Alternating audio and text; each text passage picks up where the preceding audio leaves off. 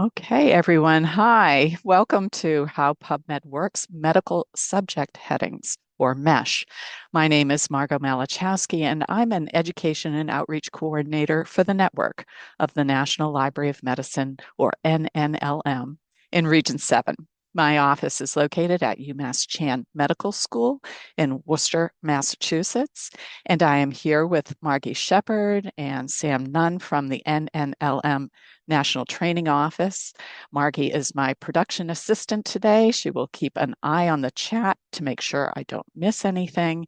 And Amanda Sawyer from the National Center for Biotechnology Information, or NCBI, is also here with us to help us answer your PubMed questions.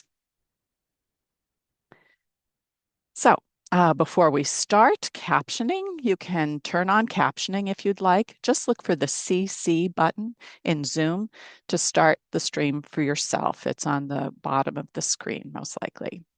Everyone's microphones are muted to cut down on background noise, but we welcome your questions and comments in the chat at any time.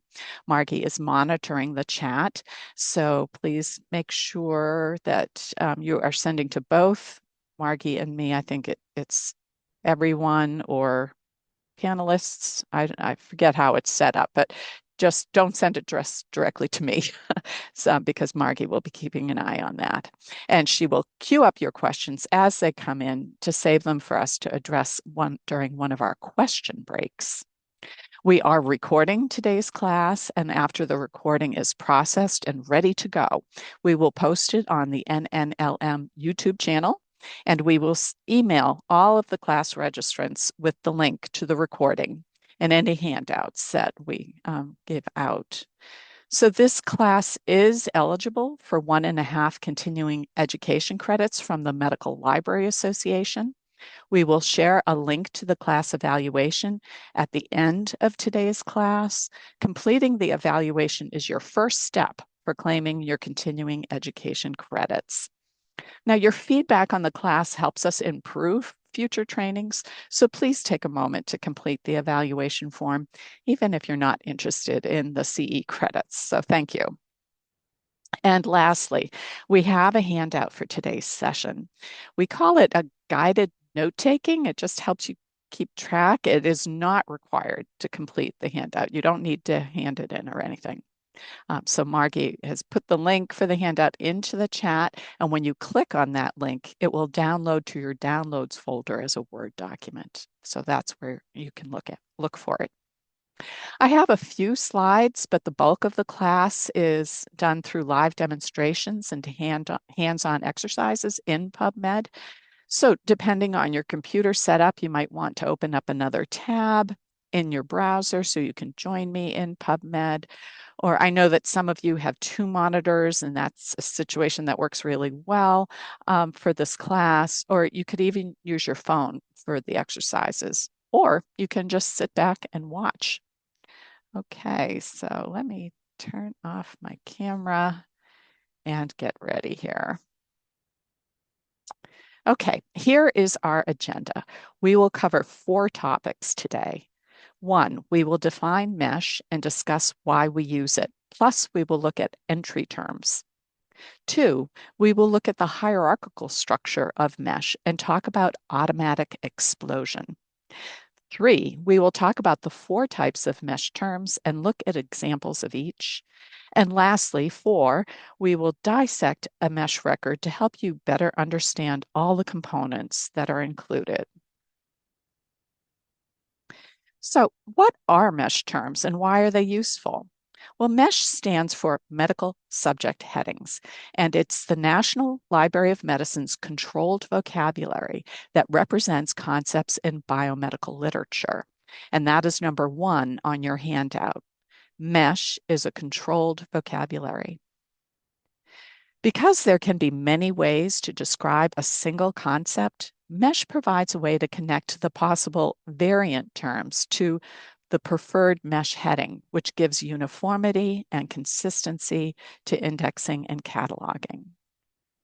Note that in PubMed, MeSH is applied only to citations that are indexed for Medline.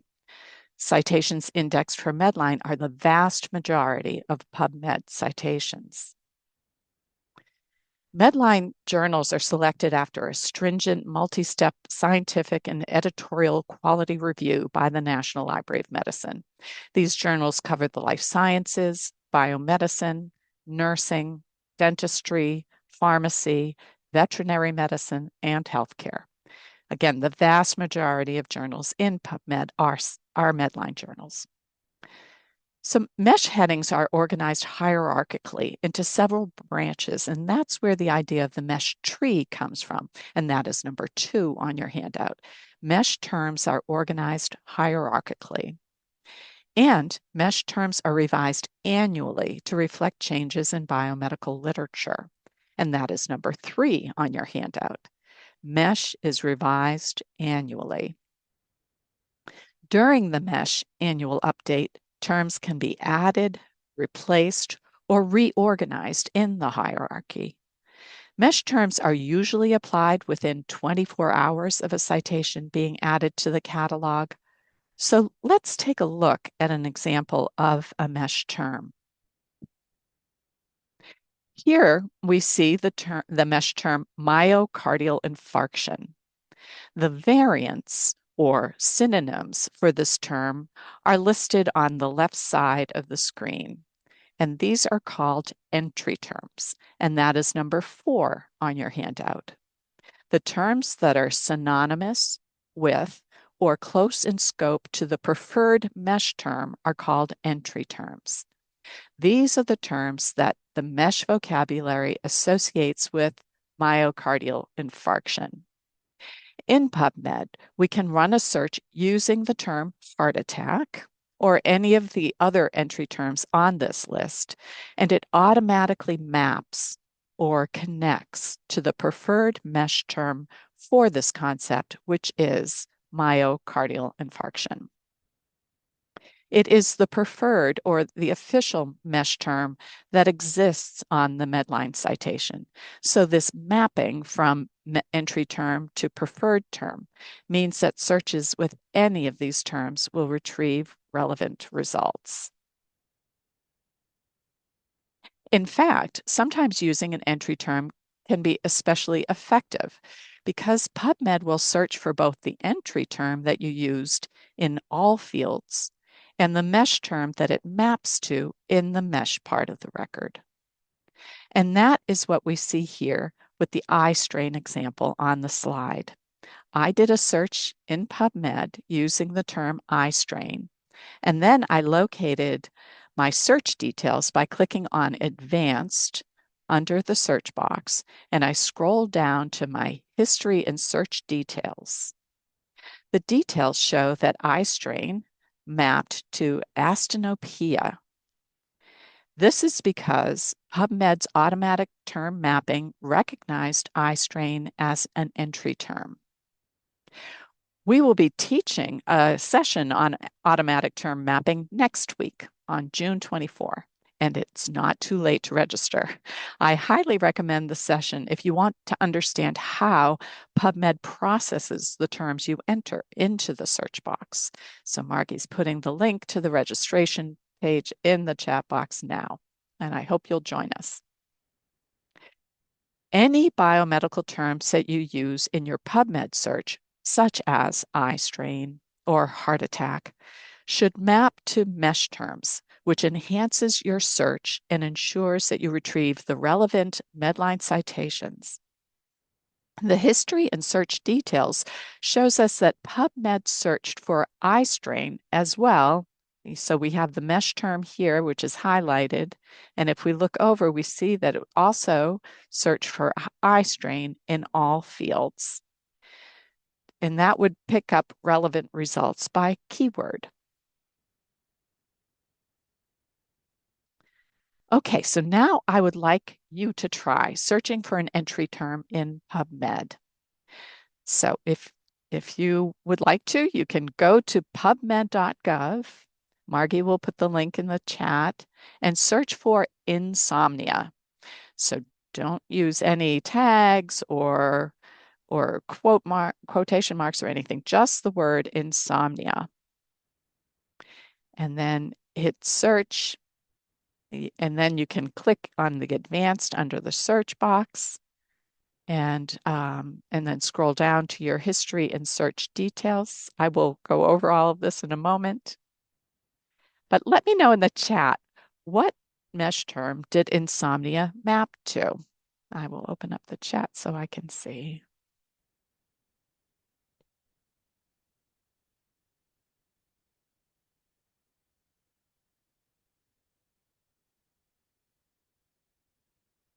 Yes, sleep initiation and maintenance disorders. Exactly. Okay, so let me show you how this works. I will move over to my second tab here, which I have PubMed, and I would like to take a look at the MeSH database. Now here I'm at the PubMed homepage. If you scroll down about halfway through the page, you will see underneath Explore, there is a link to the MeSH database, and that's always available for you here. But I would like to show you another place where the MeSH database is linked down at the bottom of the page. There is a grayed out section here, and there is a link to MeSH here. And the reason I'm showing you the link here is because this gray section with the MeSH link exists on every page in PubMed. So if you're in PubMed and doing some searching and you would like to consult the MeSH database, this is a really handy way to access it. So let me click on it, and I'm now in MeSH, and I will search for insomnia. Okay. And my first result is sleep initiation and maintenance disorders. And if I click on that and I scroll down to where I see the entry terms, and there's quite a few, and you can see that among the entry terms is the word insomnia right here. And that is why my search for insomnia pulled up the MeSH term, sleep initiation and maintenance disorders, and it will retrieve all the Medline records that are indexed with that term. Okay, I will leave this record open for now, and I will go back to my slides, and I will advance.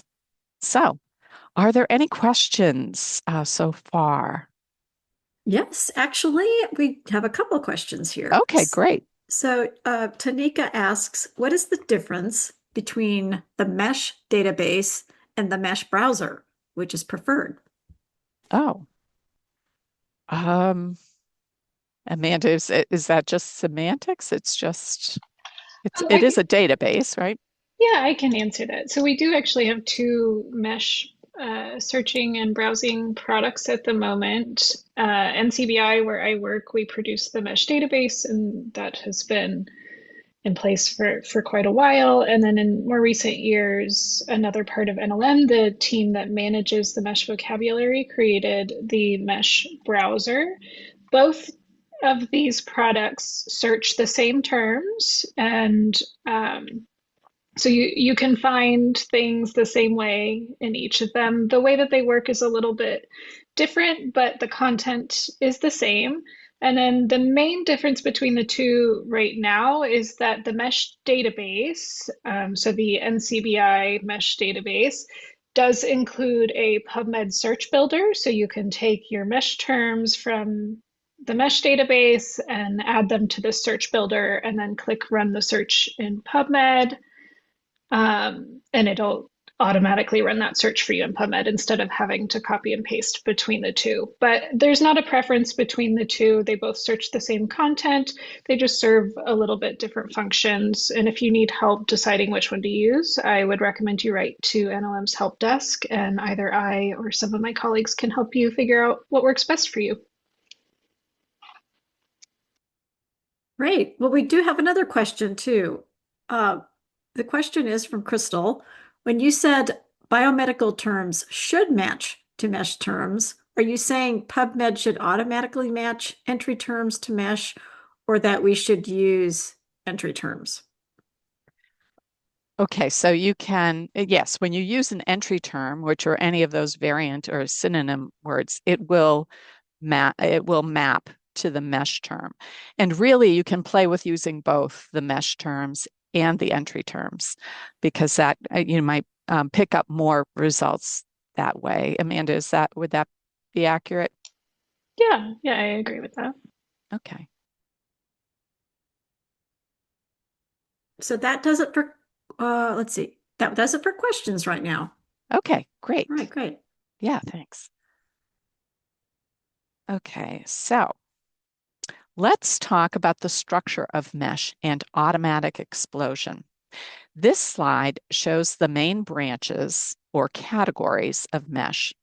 The four most highly used branches are anatomy, chemicals and drugs, diseases, and organisms. And those are highlighted on my slide here.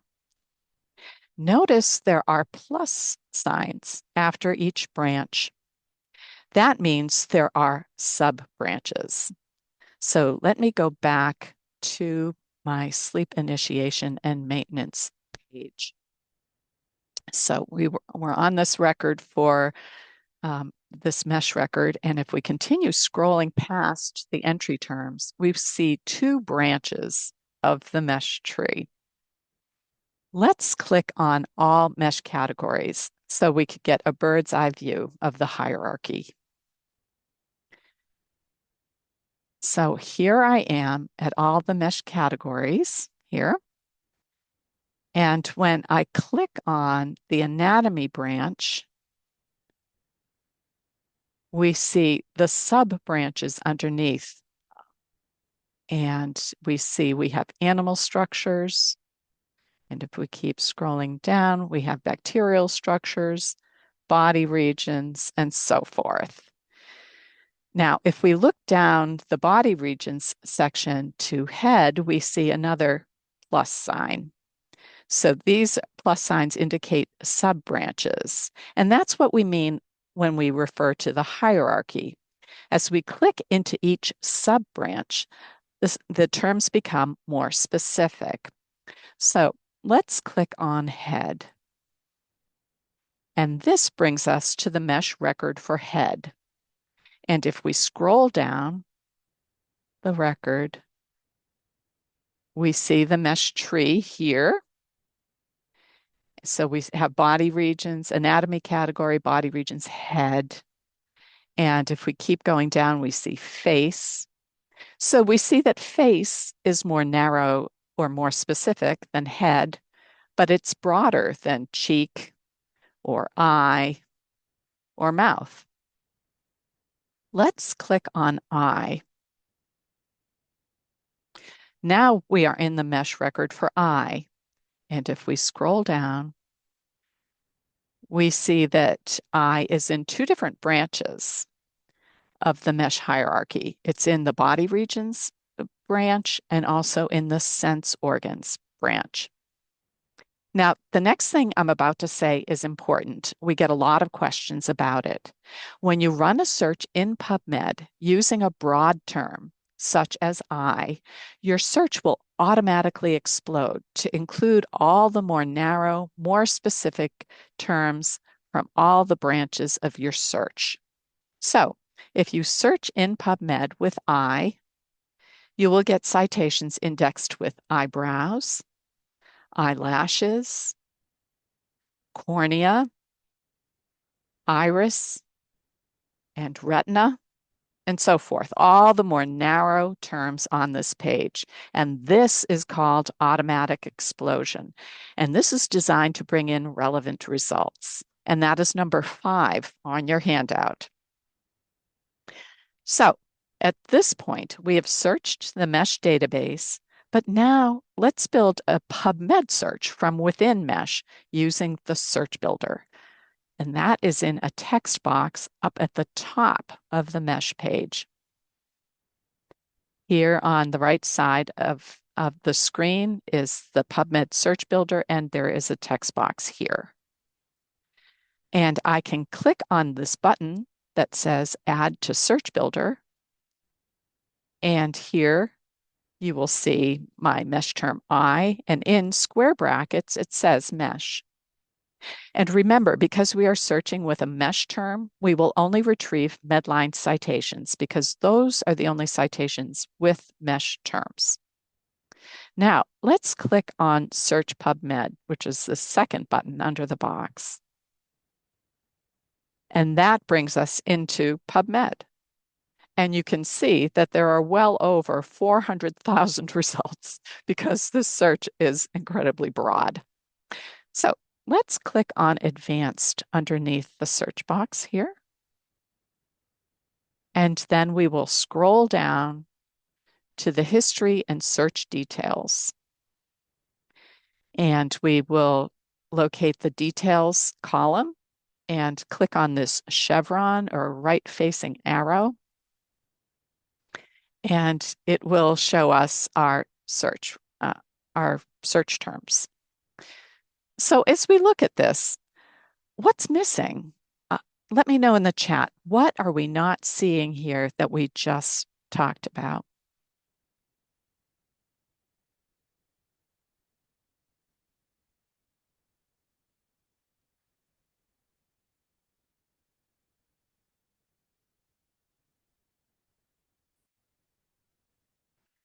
Right. We do not see any of the more narrow terms below I that we saw in the MeSH record. We are not seeing eyebrow, iris, cornea, etc. And that is number 6 on your handout. Will your PubMed search details show all the more narrow terms included in your search? No. They are included in your search automatically, but you do not see them in your PubMed search history and search details. So let's look at the results for this search. Now, I could just click my back button to get back to my results, or I could come over here to the results column. And here you see that same large number hyperlinked, and I will click on that. And it brings me back to PubMed and to my search results. Now, note that these results are sorted by most recent. You may recall from the first session of how PubMed works that PubMed search results will be sorted by best match. But when you send a search from the MeSH database to PubMed, the results will be sorted by most recent. And these are the same results, they just get reshuffled. And I will talk a little bit more about that later. But now I will ask Margie to drop a PubMed ID into the chat so we can look at a specific citation. And I will do that too. You may remember not to put PMID into the box, and we just use the number, which is 21333881, and hit search. And this is a citation for anatomy and physiology of the cornea. Let's look at the MeSH terms that were applied to this citation. So within the citation, I will scroll down, and on the right side of the screen, it says page navigation. And I will scroll down here to the hyperlink for MeSH terms. And this is really just to jump us down the page. So I will click on that, and this brings me to my MeSH terms. Now notice we do not see I on this list of MeSH terms. Why is that? Tell me in the chat.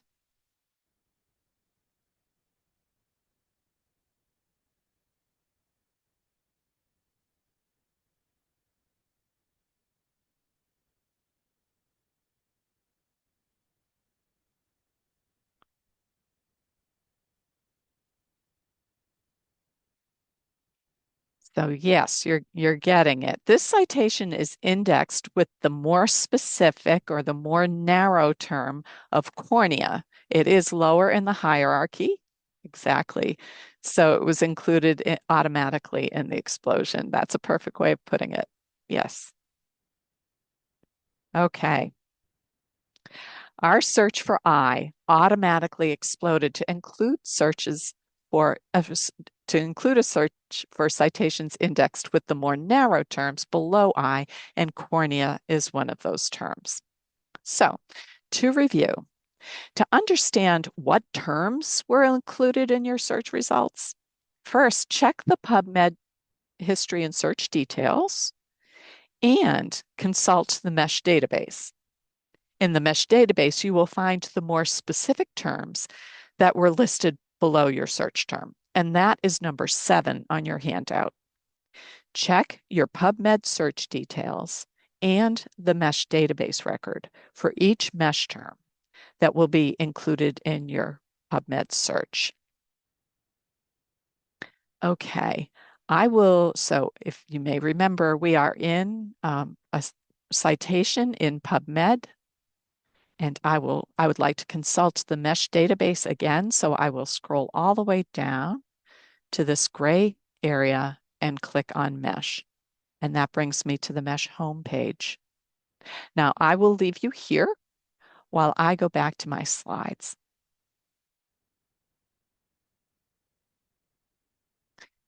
I have a short exercise for you to reinforce your understanding of automatic explosion. What other MeSH terms will be included in your PubMed search if you search using the MeSH term fear? So please start in MeSH for this exercise, and we are looking for one word. And once you have the answer, you can let me know in the chat.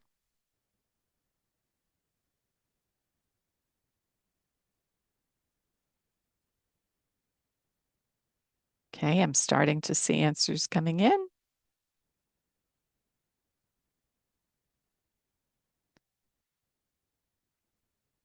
Exactly. Yes, panic is the answer. And that is number 8 on your handout. I have a follow-up question. Where did you look to find your answer? What is the only place that will show you all the terms that will be included in your search?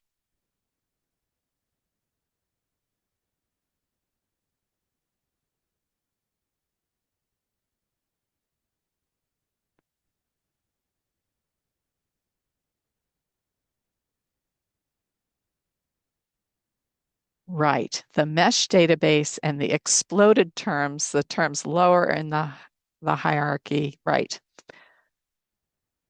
Okay, let me go back to MeSH to confirm this answer. So I will come over to my tab here and I will search for fear. Oops, oops. There we go. And my first result is fear. And if I scroll down the MeSH record and to see the branch, and panic is the only term underneath fear. Let's go back to our eye example briefly. Now, another handy feature that I would like to show you is this recent activity in MeSH. So MeSH has remembered that I did a search for eye, and I will click on that to bring me back to the eye record in MeSH.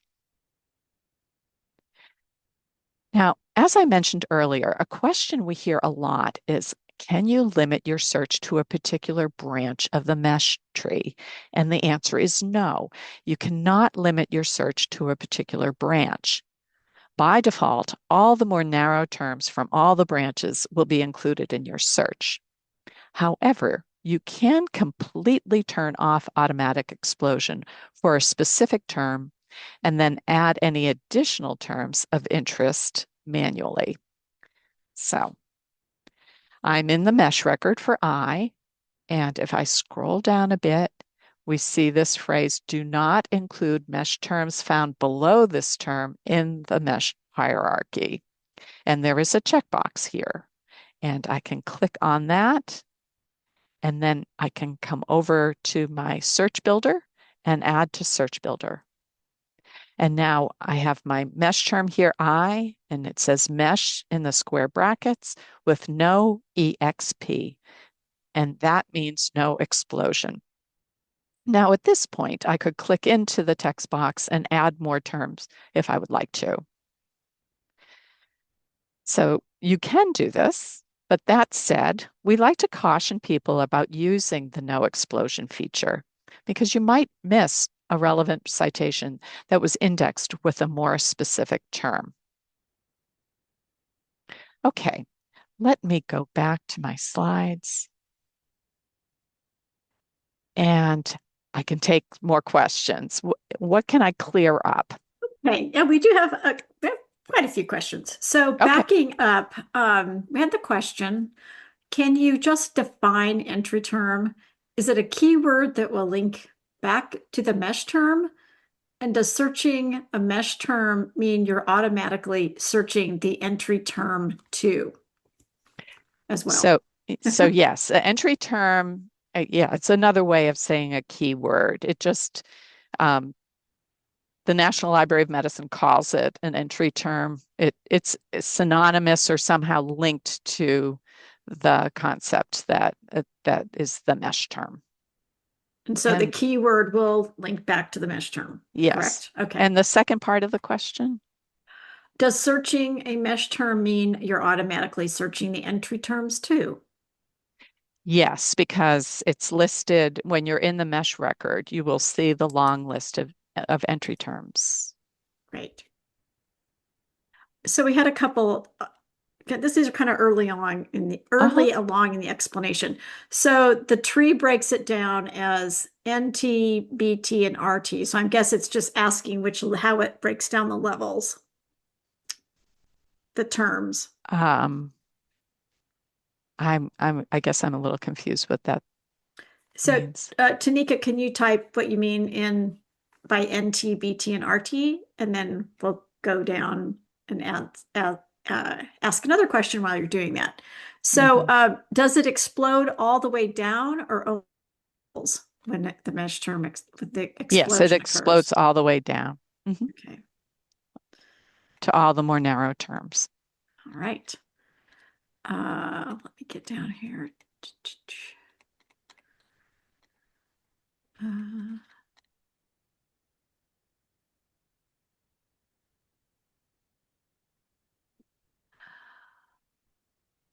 Uh, so in the example, I was the entry term, correct?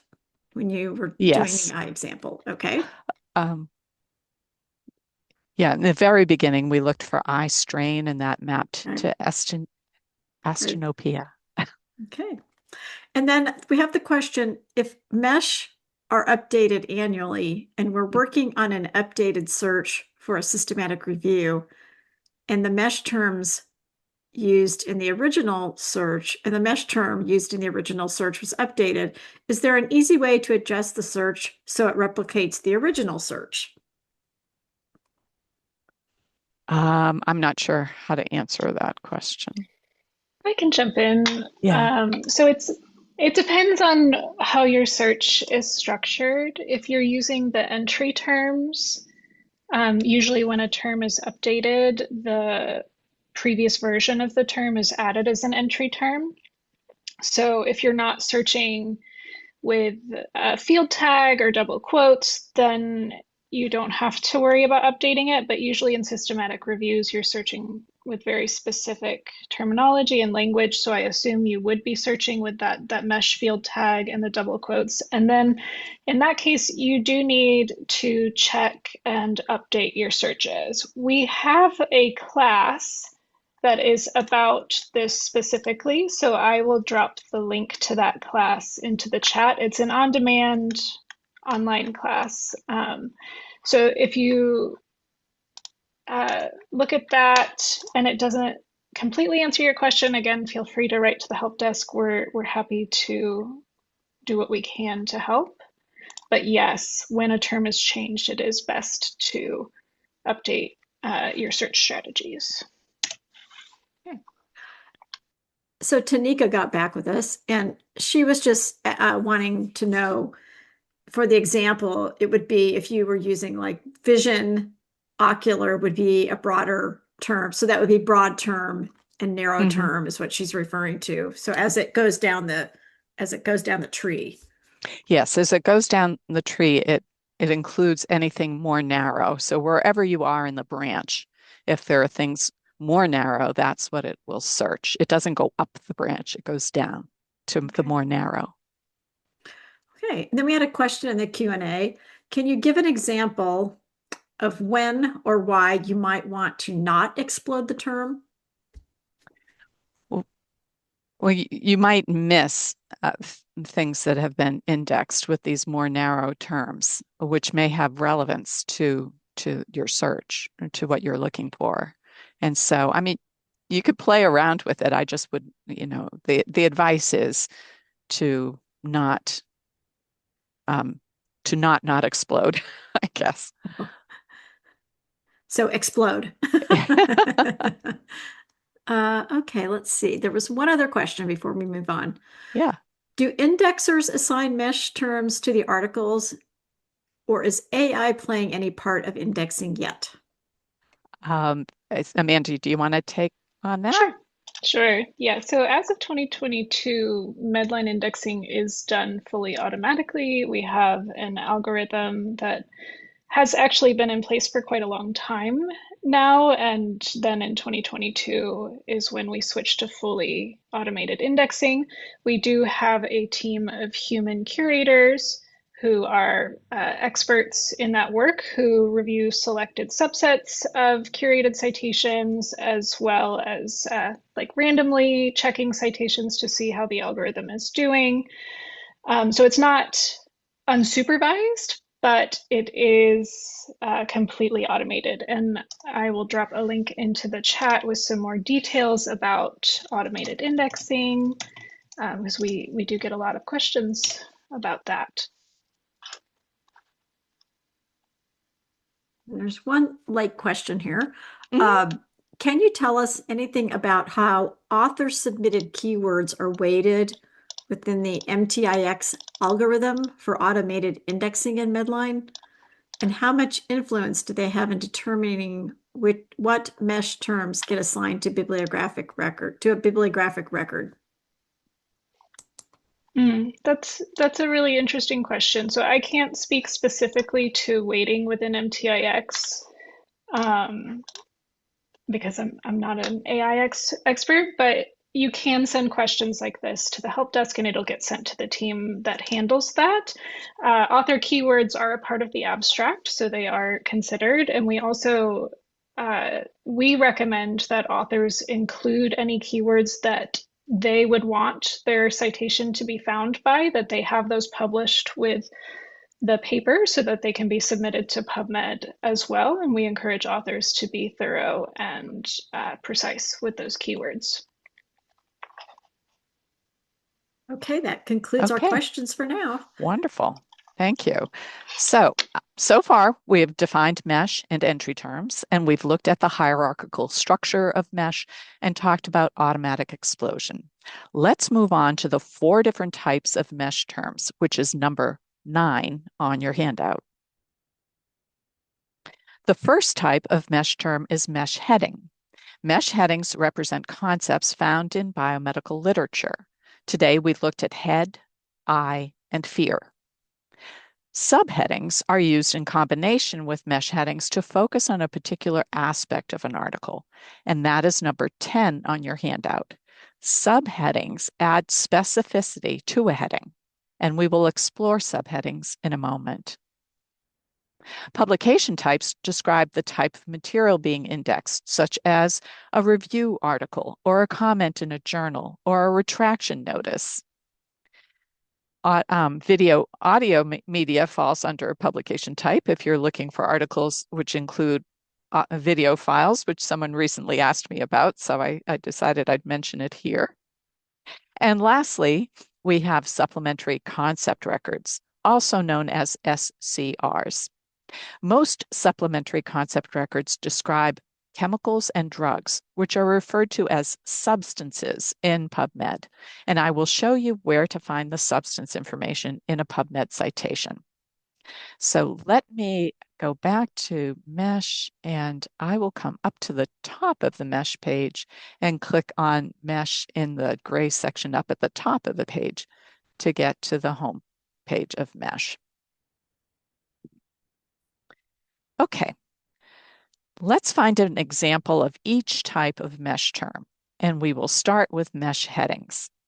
There are about 30,000 MeSH headings, so I will enter albuterol into the search box, and I will click on my first result, which is albuterol. And here I am in the albuterol record.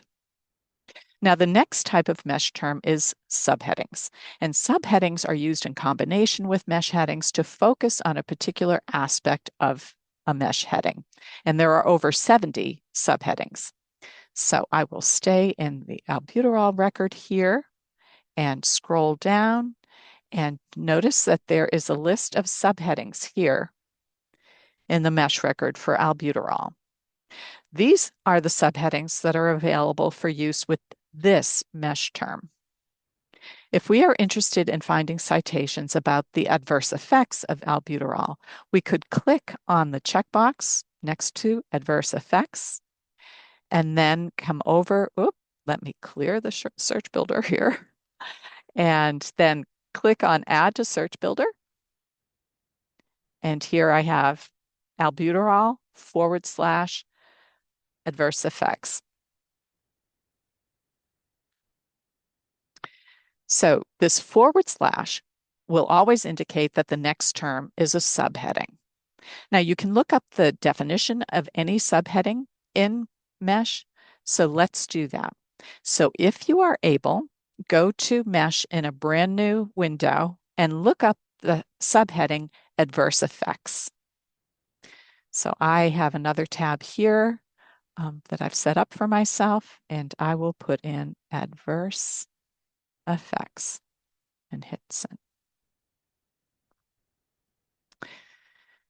Now I have two results, and you can see the first one has subheading in those square brackets.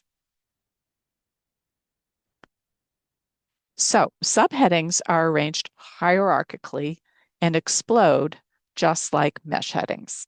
Let me go back to you can stay here. I'll go back to my slides. So what other subheadings will be included in this search, this albuterol / adverse effects? What other subheadings will be included? Let me know in the chat.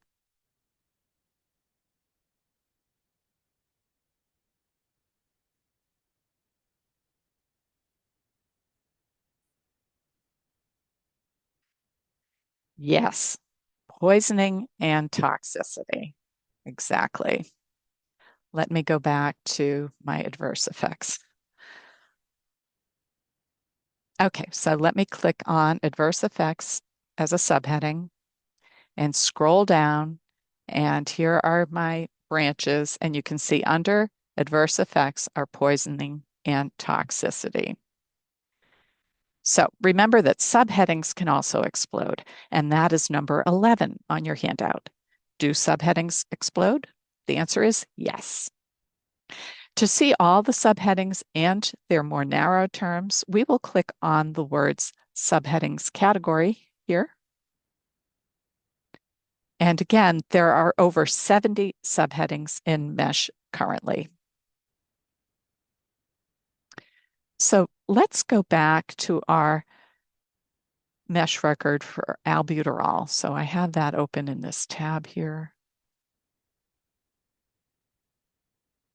Notice that you do not see 70 subheadings in the albuterol record. Only the subheadings that are available for use with this specific MeSH term to describe an article in PubMed will appear here as an option. So I will unclick my adverse effects and I will switch to supply and distribution here. Okay, so if you check more than one subheading, let me clear this to demonstrate. If you click more than one subheading, your subheadings will be ORed together. So if I click supply and distribution and economics and add those subheadings to the search builder, you can see here that they are ORed together. And that is number 12 on your handout. Selecting more than one subheading in the MeSH database record will combine the terms with OR. So records with any of these subheadings will be retrieved. So here is a little Boolean refresher for you. If we run this search, we will get results that are either this or that. So will that increase our results or decrease our results? Let me know in the chat.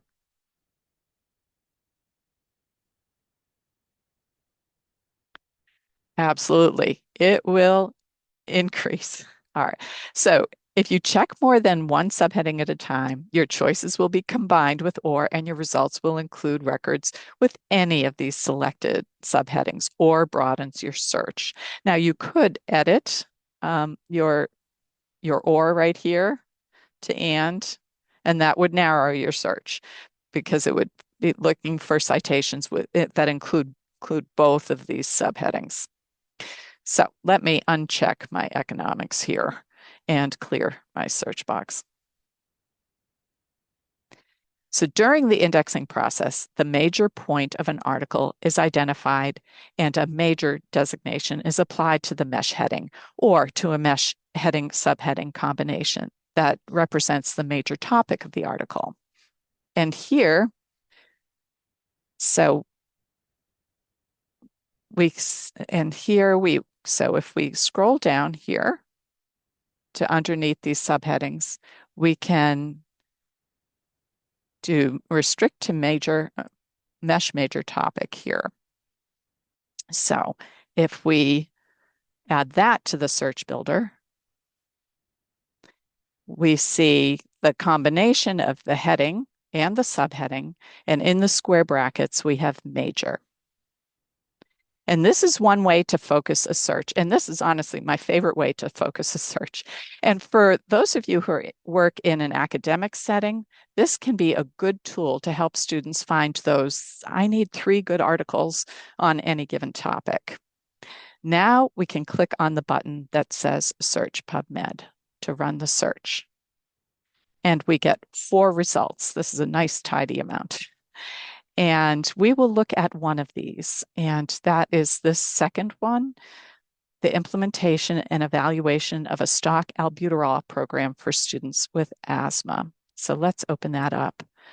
If Margie, if you want to put the PubMed ID in the chat, it is 26848605 for those of you who want to join me here. So here I'm in the citation for implementation and evaluation of a stock albuterol program for students with asthma. And I will use this page navigation here on the side to look at my MeSH terms. And that will jump me down the page. And we see right here that in the MeSH terms, we have albuterol / supply and distribution. We told PubMed that we wanted citations with this heading subheading combination, and that's what we got. Also notice the asterisks after some of these MeSH terms.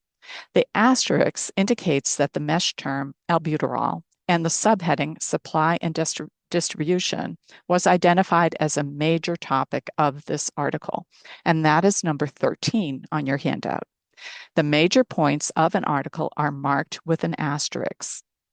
Now, an article can have more than one major designation, and this article has several.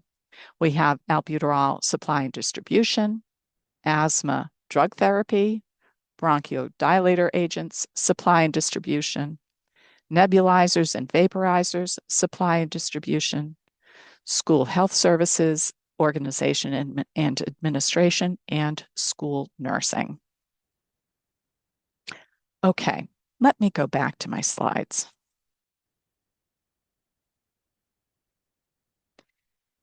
Okay, now that we've talked about headings and subheadings, are there any questions? Yeah, we have a couple. one was in the Q&A, and it's kind of a comment and a question. I've noticed that with automatic indexing, the use of subheadings has been lost, and there are far fewer MeSH terms per record, and sometimes they aren't even appropriate. Will subheadings no longer be used? And how up to date is the curation?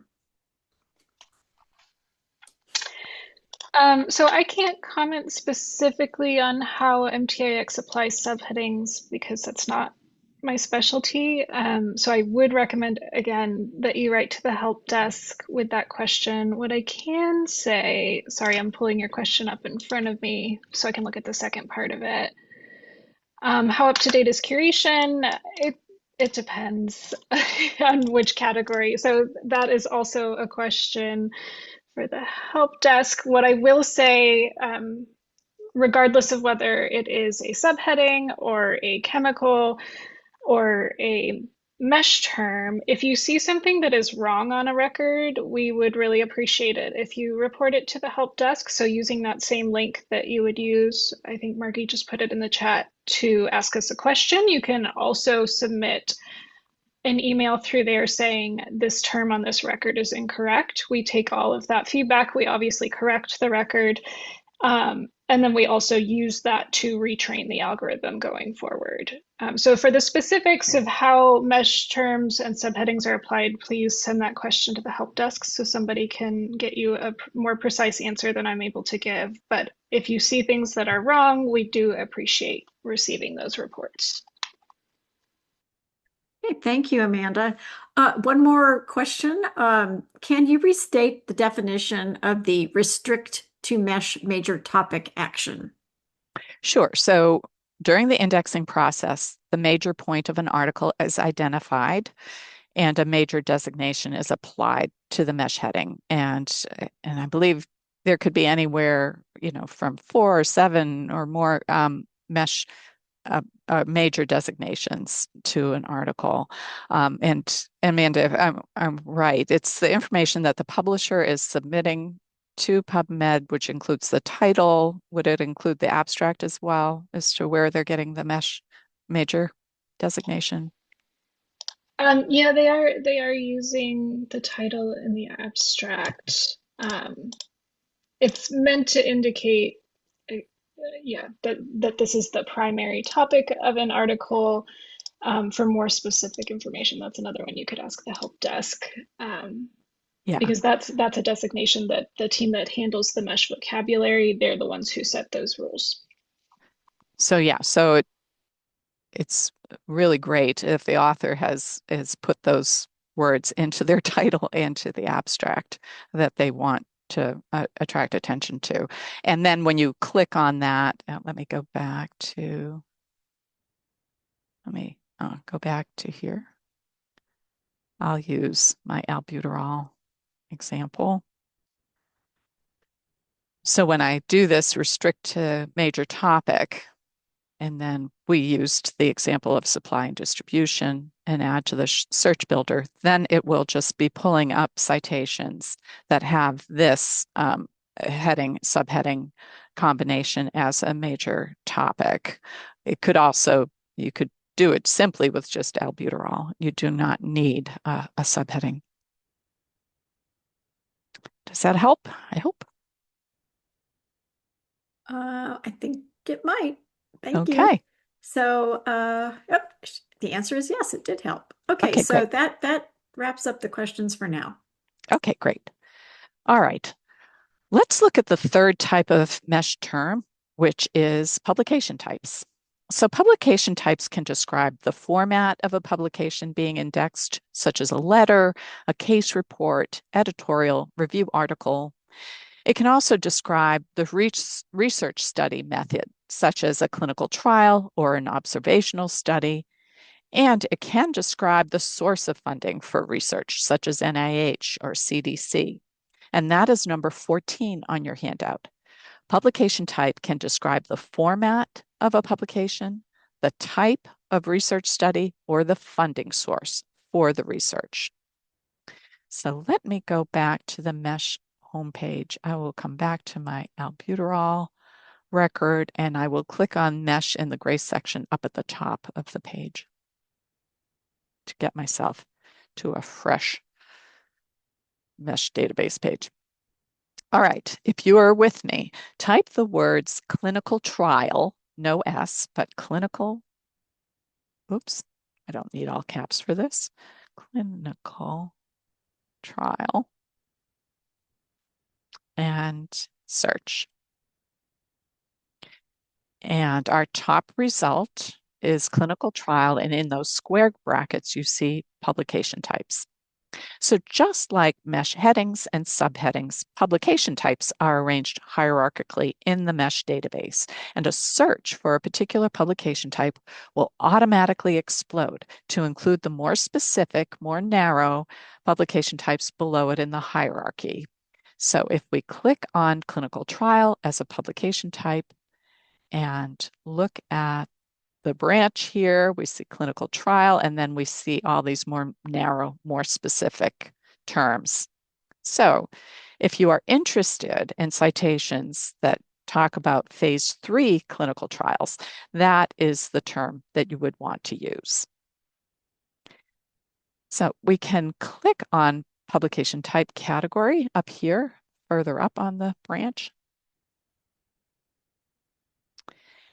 and scroll down to see the different types of publication types.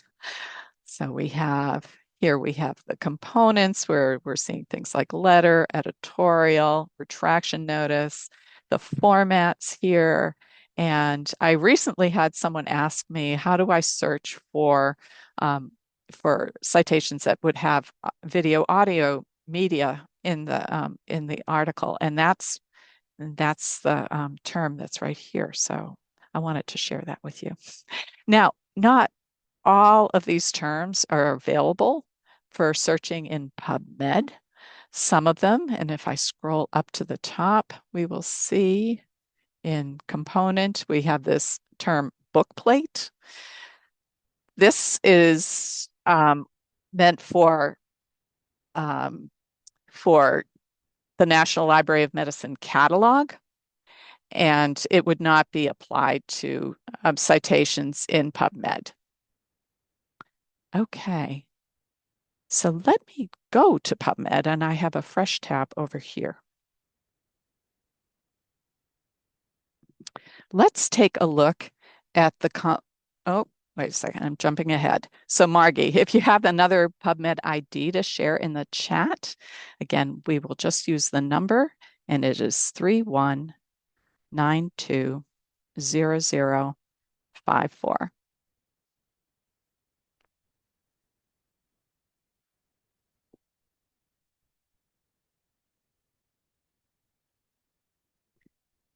So notice that we have randomized controlled trial up here at the top of the citation.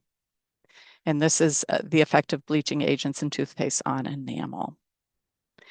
So not all citations will have a publication type here, but you can find them in citations if you look again at the page navigation on the side to the link on the side that says publication types, and that will jump us to that section. And it says right here, randomized controlled trial.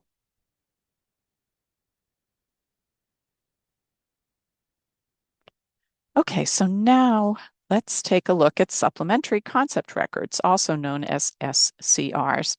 So SCRs are quite a bit different than the other types of MeSH terms that we've looked at. So we'll go back to MeSH. And here I am in a citation in PubMed.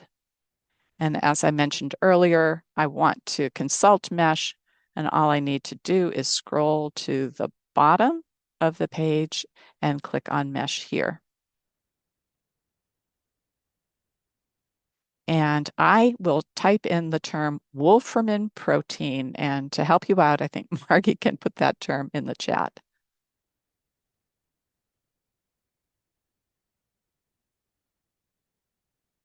Oops, there we go.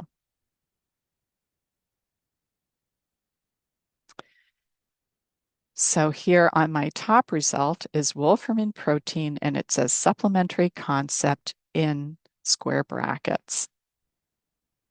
So let's click on this. And here we are at the MeSH record page for wolframin protein as a supplementary concept. Now, what is different about this record from the records we've seen before, and what is the same? Let me know in the chat.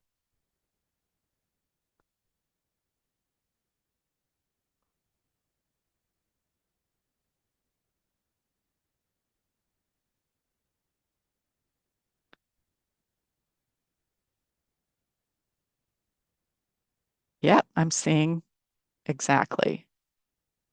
Yes.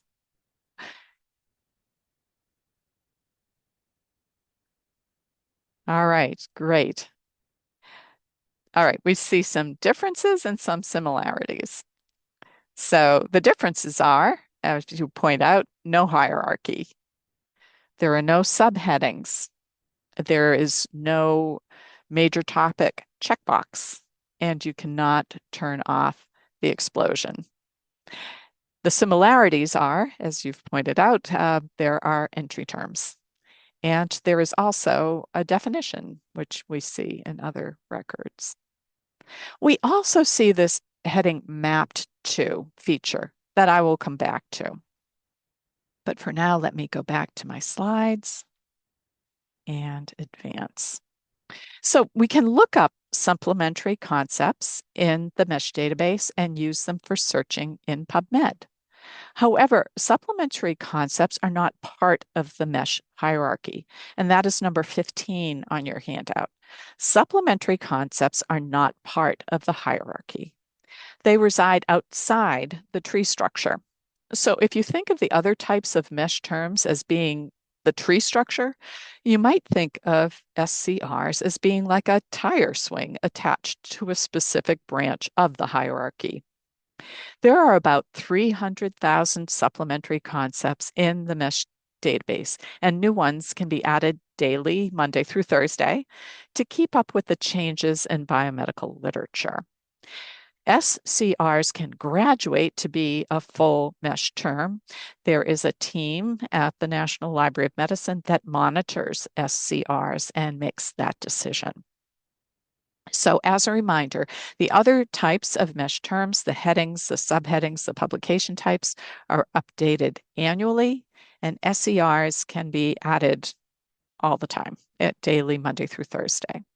So let me go back to my wolframin protein in MeSH, which is in this tab here.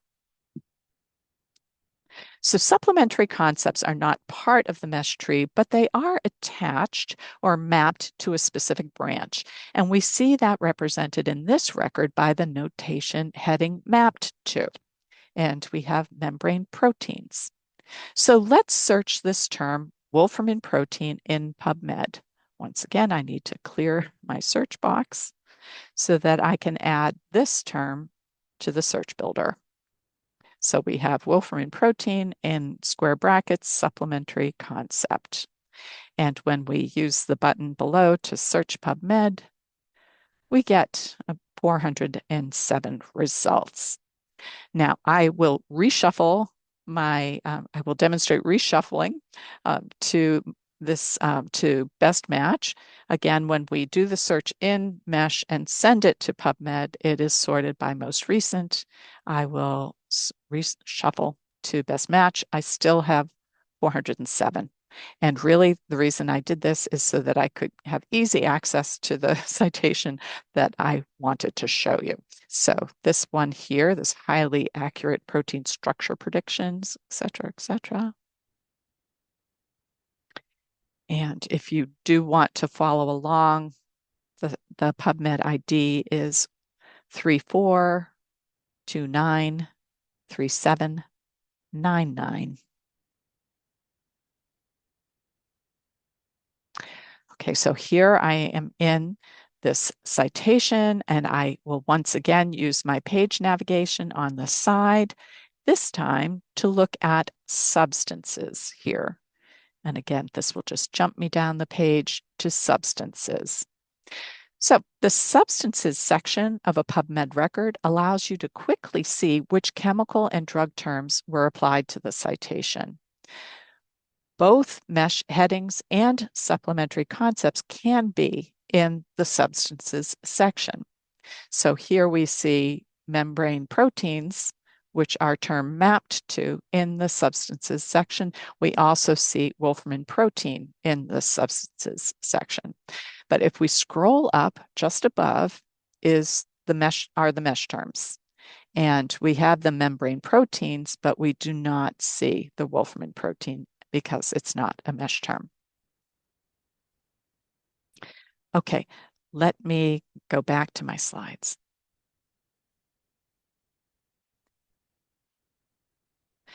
So those are the 4 types of MeSH terms. We have headings, subheadings, publication types, and supplementary concept records. So are there any additional questions at this time?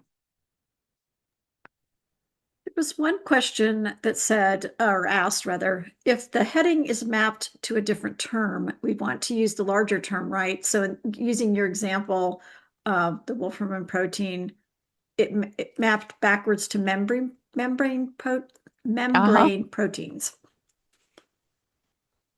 Yes, so you don't need to isolate your search to just the MeSH terms. You can use the supplementary concept terms as well to have a more, a broader search.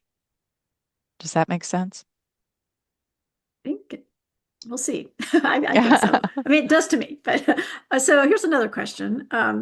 This may be a help desk question. It pertains to our conversation on publication types. Will PubMed at any point be able to connect an erratum to its original publication without featuring them as 2 separate bibliographic records? Is that being explored as a possibility? It's actually the way that PubMed used to handle errata, but now there are separate records for what we call comment correction types. So errata, retractions, comments, those sorts of things. If we link them, sorry, I'm thinking through the question here.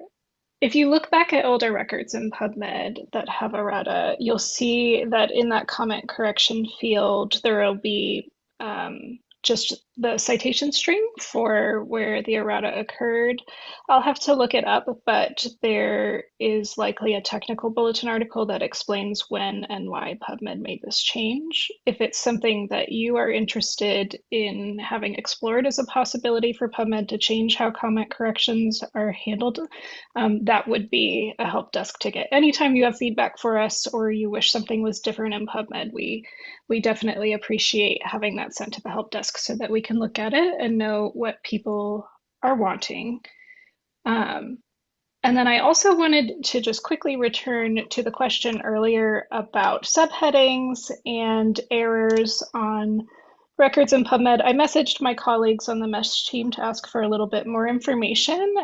They still recommend you write to the help desk, but they did want me to clarify that the curation process of a human reviewing records typically would take place within 2 weeks of automated indexing occurring.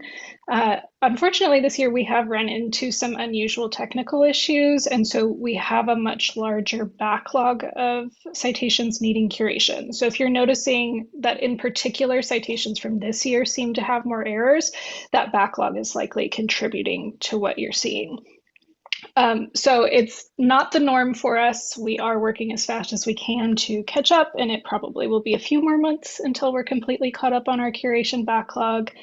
But again, you are always welcome to report those errors to the help desk so that someone can take a look sooner rather than later. All right, thank you, Amanda. So I don't see any more questions right now. Okay, well, we are going to pull everything together by doing a search. Let me go back to, okay, so here I'm in this citation record. Oh, and I will just go to the bottom of it to get to my MeSH database right here in this gray section. Okay, so brand new search. We will search for heart attack. We're going to take a look at all the components. All right, so heart attack right here has mapped to myocardial infarction. So below myocardial infarction, we have a definition. And this is the definition that's used by the National Library of Medicine. Not all terms will have a definition, but if there is one, that is the one that the National Library of Medicine uses. We also see year introduced, 1979, and this indicates that we will get citations going back to at least 1979. Now, not all MeSH terms have a date. If there is no date, that's the indication that the term has been around since the origins of MeSH, which is 1946, clearly predating the online version. But MeSH has been around since 1946.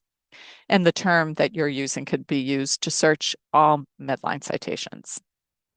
Now, sometimes you see two dates.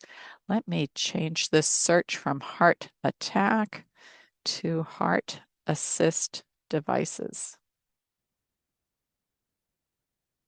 So heart assist devices is an example of a MeSH term with two dates. This means, and we see here, 1990 and in parentheses, 1986.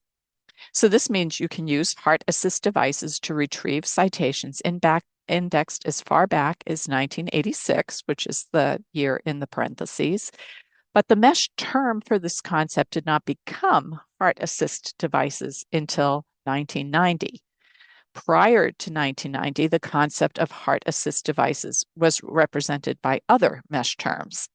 Then, in 1990, the term heart assist devices was added to the MeSH vocabulary. And at that point, the National Library of Medicine did a find and replace for all citations previously indexed with these other terms and applied heart assist devices to them. So we know we can search heart assist devices back through 1986. But what if you want to search for earlier publications? To be comprehensive in your searching, you would want to consider previous indexing terms when they are included in the MeSH record. And here there are three. So let me scroll down past my subheadings and past my entry terms. And here we have previous indexing right here. And we have assisted circulation from 1967, heart, artificial, also 1967, pacemaker, artificial, 1966. If you do not see previous indexing, try the next broader term in the MeSH hierarchy. So here you're going to see the same terms that are in the previous indexing. But if you did not see the previous indexing here, you would just go up the branch to search higher up in order to pull in more citations. So let me go back to my heart attack example. I'm going to use the link in my recent activities on the right side of the screen. So below myocardial infarction and the definition and the year introduced, we have all of the subheadings. These are the allowable subheadings for this term. And we have underneath that, we have the restrict to major topic or do not include MeSH terms found below this term in the MeSH hierarchy. So again, the major topics are determined by an algorithm that looks at the article title and the abstract, the things that are submitted by the publisher. So the next essential component of a MeSH record are the entry terms here. And if we scroll past the entry terms, we may see a C also. This isn't on all records, but you may see this. And these are terms that you may want to consider exploring as they are related to this concept in an important way. And then finally, we see the hierarchy for this term, which tells us if more narrow terms will be included in our search. And we have a couple of different branches for this term.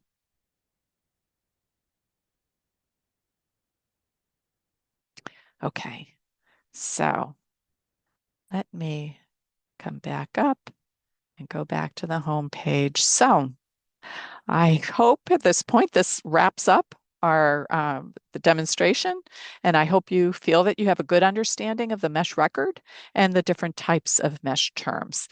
And like all complex interfaces, using MeSH gets easier every time you use it. So I encourage you to continue to explore MeSH and PubMed. And so I can take any final questions before I go back to my slides to wrap up. Okay, we have a question. So the idea of supplementary concept is something that seems worthy of an index term, but not necessarily broad enough or important enough to be a MeSH term. It's more of a question, Yeah. but it might graduate to become a MeSH term if it behaves very, very well. That's kind of a question. Yeah. Amanda, do you want to chime in there? Yeah, absolutely. So there's two reasons for SCRs. One is what you are describing here, where it's a term, maybe a new term that's not well reflected in the literature yet, that just hasn't been made a descriptor. And so the MeSH team has some criteria for evaluating those. Part of that is it needs to be a valid scientific term. It also needs to appear in the literature in PubMed a certain number of times, and then they have other criteria as well, and then it might get promoted. And for the promotion to happen, this is the second reason why SCRs exist, and this is just because of the complexity of MeSH data as well as the way it's integrated into PubMed. New descriptors and changes to MeSH terms only happen once a year.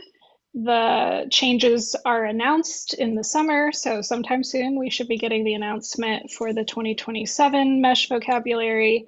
And then at around December, those changes are made in PubMed on PubMed records. So because we only do this once per year, the SCRs are ways for newer concepts that pop up during the year to be searchable and used on PubMed records. So you can imagine this was an important feature in 2020 when science was changing very quickly and there was quite a lot happening.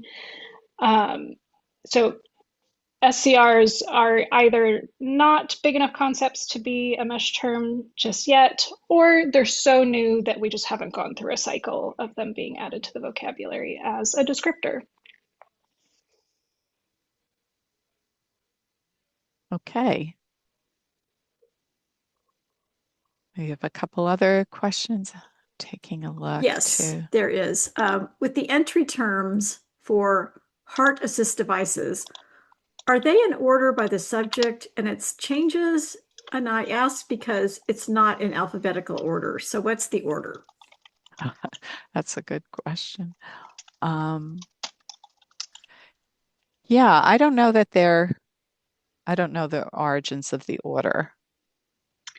I'm not 100% certain either, but my best guess here is that they are in some semblance of alphabetical order, but they're also grouped by the variations on the term. So you can see those first few are device, comma, heart assist, Mm, devices, comma, heart assist.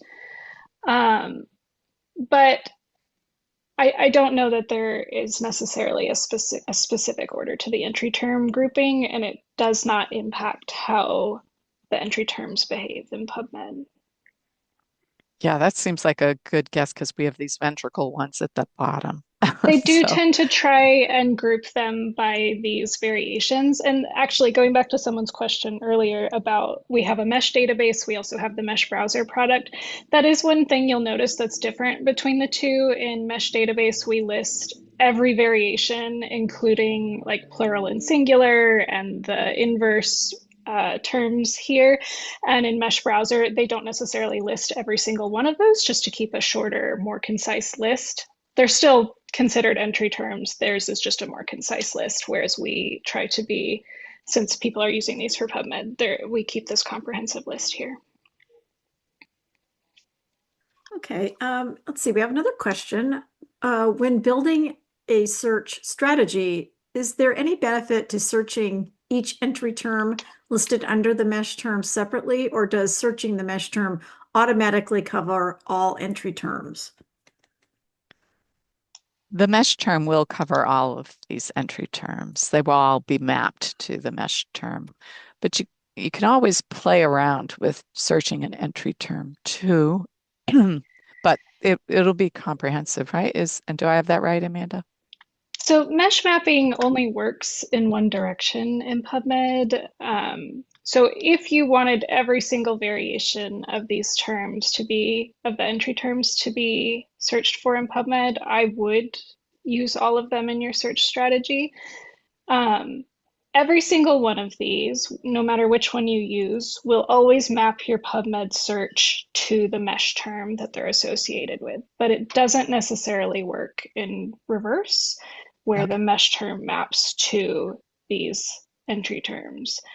Ah, In most cases, that doesn't actually impact your search very much, and especially with terms like this, where there are so many variations on it, it would be unlikely that some of these like inversions and things would be appearing in citations, but it if you want each of these to be searched, I would put them into your search strategy. Let's see. Can you share a link? I'm not sure. Can you share a link to the browser version? I've only ever used the database. I'm not yeah, sure. I think Is that that what we're happened. asking? Yes, I think that happened. I can put another one in just Yeah. in case. I will go back to my slides here because I would like to point out that if you're interested in continuing to learn the ins and outs of searching in PubMed, we also have an on-demand class that covers how to adjust your searches based on vocabulary changes that occur over time. So on your handout, there is a registration link to the on-demand version of the class. You can also be notified of new classes when they're added to the training calendar by subscribing to our weekly new class email. And there are instructions on the handout as well, how to be notified of new classes. So, and lastly, I want to make sure you have the opportunity to get your evaluation link for today's session. We'd love for you to complete the evaluation, even if you're not claiming continuing education credits. And if you are claiming CE from the Medical Library Association, completing the evaluation is the first step. After you complete it, the CE code will to use on on the Medical Library Association website will appear. So, and I'm still here for if there are more questions. I don't see any right now. So, oh, let's see. Nope, just lots of thank yous. Yeah. So I put the evaluation link in the chat. And then we also have a couple of other links as well in there for the mesh browser. And yeah, if there aren't any more questions, we thank you all so much for attending. Yes, and thanks for all your questions. Yes, and we hope to see you next week. I'm going to put this registration link again into the chat again. So Margot will present on automatic term mapping. Yes. So, right. Thank you very much, everyone. One more time for the link for the evaluation.